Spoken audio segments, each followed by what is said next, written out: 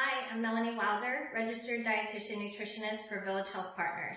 I'm here to tell you about a great recipe called overnight oats. This is a fantastic one that you can get your whole family involved with, especially the kids. And when you involve your kids, they're more likely to eat the recipe. This recipe starts out with oats. It could be any type of oats you want.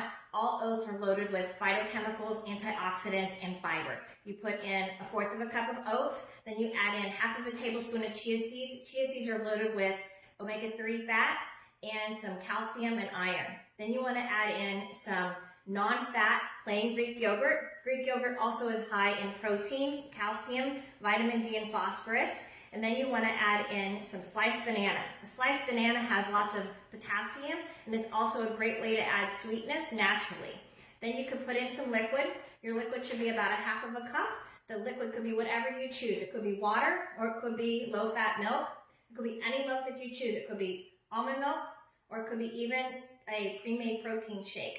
Regular low-fat milk will be high in protein. It also is a good source of calcium, vitamin D, and also phosphorus. Great for your bones.